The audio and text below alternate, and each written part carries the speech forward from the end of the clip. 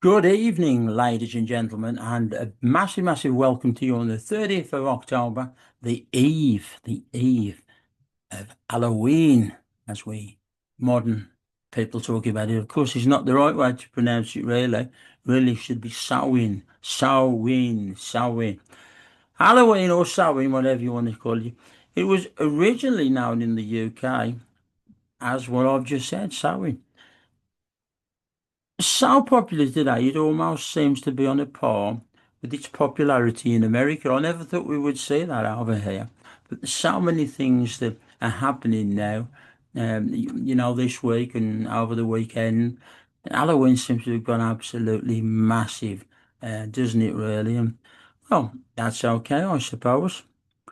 Yeah, I think it was probably took to America really by Irish immigrants or those poor people who were sent to the States as indentured servants. Some might say slaves, but there you go.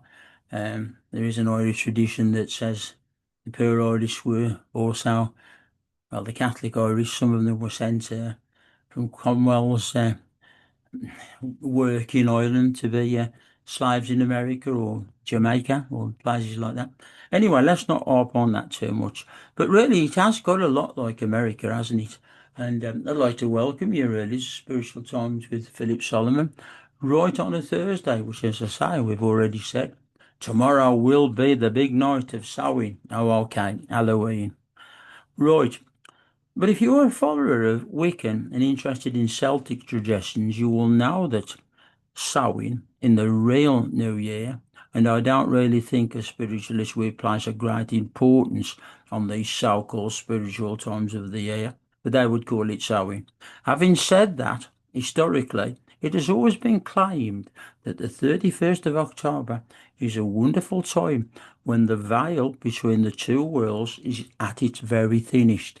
My mum was a fantastic maiden, but she always used to teach me that really. That's what it really was about, really. They're celebrating Halloween like they do in America now, but really it represents the thinness of the veil between the two worlds. So you mediums and psychics out there should be able to work really very well. On Friday, the actual day that it's celebrated. A bit of a contradiction in that, really, but I'll go on to that in a minute. Halloween was certainly a time when the wise men and women of the past would be consulted for their psychic advice, and perhaps those early people, really being honest about it, were like the mediums and psychics of yesteryear, and very not that different really to us in this world today. I think they may well have been. Historically speaking, you should also remember that Bonfire Night, there's another tradition, hasn't it, that's changed a lot. At one time when we were kids, you always had a big bonfire in one of the, if you come from poor families and you lived in the terraced housings, you'd have all the party yards, massive bonfires and all that sort of stuff, And now my mum and dad always used to have a great big bonfire, and dad used to get a lorry tyre put on the top of it. Oh my gosh, it went up with a blaze of glory, I will tell you. Historically speaking, now, Bonfire Night and Halloween, if you want me to call it that, let's say All Hallows Eve, because that's what it would be, again, if you're looking at it from a Christian point of view. And very much they all link together because Halloween falls on the 31st of October, yes. It really should be recognised, to be quite honest, as falling on the 6th of November and Bonfire Night on the 5th of November, just before it. In Celtic times, even historical records there seem to suggest that living things may have been placed within the bonfire. Oh, that's terrible, isn't it? Sacrifices. For those of you who've seen that wonderful film, well, there's a new version of it now, isn't it? The Wicker Man. But if you've seen the original, the wonderful film with the fantastic actor Edward Woodward, what a great film that was. But as you sit a bit on the edge of your seat when you saw poor Edward being put in the top of that great man that they had built. And in America, they have a great festival called the Burning Man, maybe in other places as well. But I'm sure that's sort of recreating what you saw on the films, really. I suppose now in the bonfire times, we have Guy Fawkes, they make, sort of effigies of poor old Guy Fawkes, don't we? I suppose it depends what you were in those days, what your religious side to your personality or understanding was. I'm sure there must have been I bet the Catholics weren't that raised to see, poor old Guy Fawkes being burned, It's a strong Protestant religion thing, isn't it, really, But I just have to get that original film out. Not that I'm not saying that the more recent one's excellent as well, but nothing touches, I think, that film of the great Edward Woodward played the role in. There is also a similar festival that takes its place in America, whose roots may well link back to those days as well. Also, many things tend to change, and indeed during the time of Henry VIII, well, the top of the bonfire, rather than having poor old Guy Fawkes, well, I think you probably know who that would be, don't you? They'd have an effigy of the poor old Pope. Of course, ghost stories would all be told, and this time of year, almost everybody in town and the villages would have a story to tell of their particular ghost. Well, I think an interesting one is the one from Eva Castle I think that's in Leeds, isn't it, Eva Castle? My memory's going terrible. I've been there and worked on demonstrations of mediumship when investigations have been taking place by companies, But Eva Castle, that's where poor, well, depends how you view the situation, but poor Anne Boleyn is supposed to walk along the ramparts of Eva Castle and with her head under her arm. Oh, terrible, isn't it, really? But there you go. There you go. Anyway, I'm just looking at my notes. Over the years, I've talked about this subject 1,000 times, I suppose. In and around Halloween was always a good time to see the Old Witch of Arvington Hall as well, if you're interested in going on those ghost hunts and what have you. And there seems to be an absolute plethora now, doesn't there, of the different companies that offer haunted evenings and going along to investigations and doing all that things of that nature. But they can be very interesting. I mean, I've worked in the past, well, for who was in the past, all the major companies who do that sort of things, and they were very, very well organised. And I shouldn't say great fun, because I don't know if it was meant to be great fun, but I always used to think some of it was fun, and really interesting, really. I think you have to be careful on really on that sort of thing now, because if you're a medium and you slip into trance, you might. It's not the best thing to be doing that sort of work with people who perhaps are not as understanding of how mediumship, trance mediumship, if you like, works. I once had a friend who, during an investigation, picked up a big piece of wood and threw it at the organizer of the event. I don't think that went too very well, but he was quite unaware of what he'd done. But that's perhaps a warning there for you mediums who, if you have trance ability, if you go and work on these events. I'm sure that wouldn't happen to you, but I'm just saying anyway. Arvington Hall, that's near to, I think that's quite close to Worcestershire, Arvington Hall. My memory, I've been to all these places over the year. This is also alleged to be a time when all the old buildings, particularly the castles of England, Ireland, Scotland, and Wales, are reported to have all sorts of unexplained things, phenomena, if you like, taking place. Halloween, I'm just saying it now because I really want to say Samhain, but Halloween, we are led to believe, was also a good time to do a bit of fortune telling in the past. As a spiritualist medium, they're not very keen on that these days. I don't like to be associated with fortune telling or fortune tellers for that matter, but I suppose really if it's done for a little bit of fun at this particular time of year, that wouldn't be too bad really. A ring on a string or doing a little bit of psychometry with something of that nature, and I suppose that might be all right. I would still say to you all, those of you who've been to my lectures and know me well, get your psychic protection in place. That would say a little prayer if anything like that's going on. It's just common sense to protect yourself because you never know. Because I mean, what can you say? Also, if you were a good, they say allegedly that those sort of things. Again, the veil is very, very thin between the two worlds. Also, if you were a good person and looked in a mirror, they say at the stroke of midnight, you would see your future love, the one that would be the one that would enchant your heart. If you were not such a good person, then one of the old saying would be that you wouldn't see yourself, but you see old Nick himself. Now there's another old saying, old Nicholas, as you all know, I'm sure that is the devil. Let's think of it in a bit more light-hearted ways then. But apple bobbing really, of course, has always been the favourite with 13 apples. It should be 13 apples placed in a big barrel filled with water and wash your hands tied behind your back. And the one that retrieves the apple with the silver coin hidden it right inside the apple is almost certainly going to meet a very handsome, if it's a lady, gentleman, lover, if it's a lady, if it's a man, you're going to meet a beautiful, beautiful maiden who, eventually you will marry and be very happy with. Don't blame me if those things go wrong, though, with you. Don't blame me at all, will you?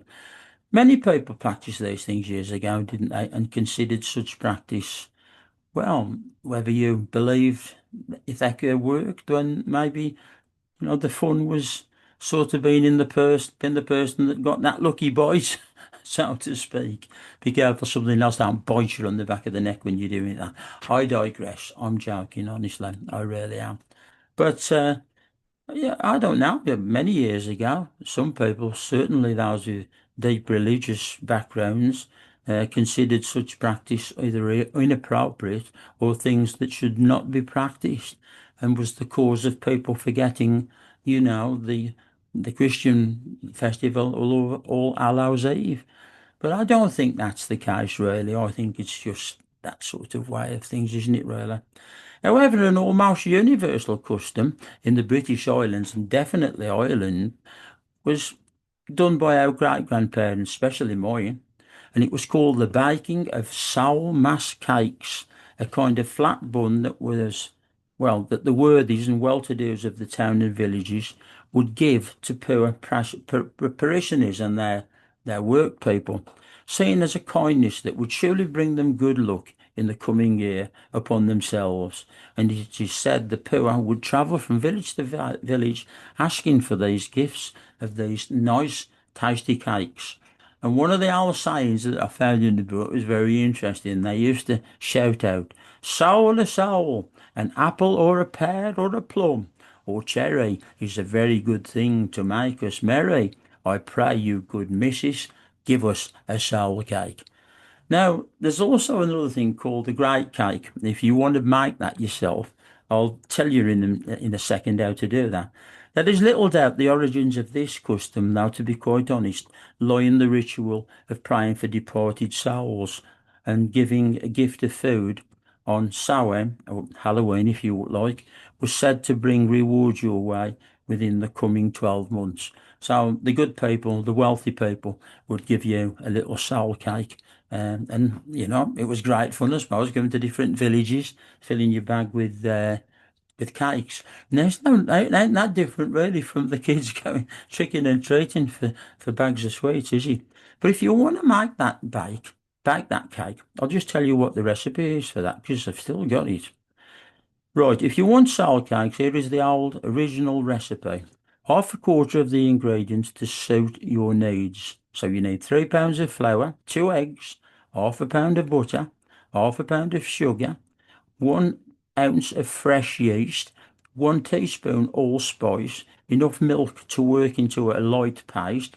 Now you must leave this to rise in a warm place without sugar or spices for 3/4 of an hour. Then add sugar and spices, shape into flat buns, and bake in a hot oven for 15 to 20 minutes. That's how you could have the sour cakes that they used to have years and years ago. You can also make that into one big cake, obviously. You'd have to adjust. You'd have to adjust the sort of things that you put into it. No, I'm not going to be a spoil sport now at the end of this because I've been sort of talking to you about it, and these dates do get a little bit mixed up in history, but I'm sure, you'll have an interesting time of Halloween, and the kids seem to love it, don't they? But I'm always a little bit worried on two things, really.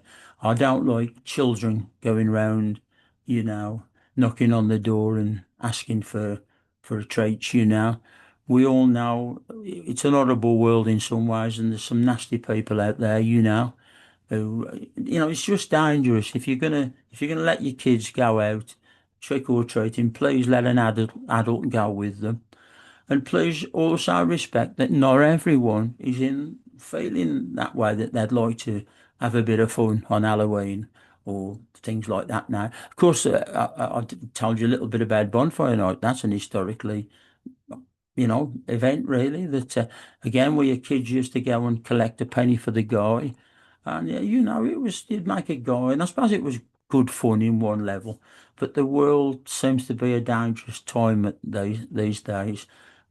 I don't think we can let kids do that on their own, and you've got to respect as well, as I say, the people who are not interested in that and they think it's a nonsense or they don't like it. If you see a sign in anybody's window and it says, no trick or treaters here, please, then be respectful and just walk on by and leave it at that. And also, you know, I suppose look into the history of these things and maybe learn a little bit at school, you might do, and you younger people. And, you'll find the roots of these things are very, very interesting.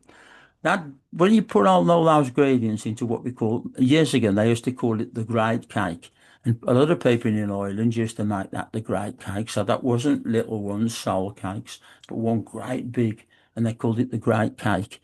And all sorts of things used to be put in there, little charms and sort of things. If you do follow that recipe, please don't do that today because it's quite dangerous, isn't it, really? It's like when they used to put sixpence in various in the Christmas cake and things like that. We all have to be very careful. And I certainly have to say that I don't recommend you doing any of those things. Even in with the apple bobbing, you'll have to substitute it for something else, really, to keep yourself the right side of the law. Whatever your beliefs, whatever your traditions, have a great sewing if you're a member of groups who are interested in that work, and that belief pattern. And if you're not, just be respectful and kind to everyone else. Bonfire night, if you can get along to a properly looked after, controlled bonfire, that's the best things to go to, really. So as you're nice and safe and no problems for anyone. Not well, you still have accidents, so those stray rockets and things like that, but it's far less than it used to be. Gosh, when I was a kid, I know was the angel that you might think I am. I used to love to get the jumping jacks and slip them, you know, to the rear of the ladies if they were doing something or baking or something. I thought it was tremendous fun. Of course, now I realise it was very, very naughty, and I'm very, very sorry for doing that, ladies. I very am. But it does make me start laugh even thinking about it. You mustn't do any of them things. You mustn't do any of those things. And the other thing that I would think about, think of your lovely pets, because you might be enjoying all the festivities and having a great Halloween, having a great bonfire night, but the poor dogs and the cats and all the other creatures out there in the world, they absolutely hate it. So keep it away from them as much as what you can. If you have got a dog, my dog, yeah, he absolutely hates it, the sounds. As soon as things come around, he's under my legs and he won't move. And every time there's a bang, he jumps out of his skin. It's terrible, really. But what can we do? The same with the poor cats, and of course, a lot of cats go out and roam, don't they? We have a lot of house cats today, but there's still a lot of them who go out and they're wandering round, and it can be terrible, really, when the explosions, things like that, are going off. I should have mentioned Diwali as well, shouldn't I? Or Diwali, as we tend to say, because of course that's a massive festival that's been on since the 21st of October, I think, and that goes on for I'm not too expert in that, but I think about 5 to 6 days. And of course, the Hindus and the Sikhs And Jains, I think, and other religions, that is what they call the Festival of Light. I quite like the name of that, really. I think as a spiritualist, it would fit in quite nice with what we would imagine that sort of thing being the Festival of Light. And if you've ever been to one of the parties, absolutely fantastic. So I'm going to say good night and God bless. Particularly if you can't be good, be careful as these celebrations go through. And I suppose we will be part of history, won't we? Years and years to come, people will talk about the things that we used to do, and that's what it's all about, isn't it? So I say good night and God bless. Be good. If you can't be good, be careful, and I'll be back to see you in another week's time. In the meantime, have a fantastic Samhain, Halloween. Have a great bonfire night, but be careful. Be double careful. See, I'm emphasising it. We don't have no accidents or anything that, like, do we really? Much better to go to organised events. Oh, I'm getting on your nerves now, haven't I? I've said enough. I wish you good night.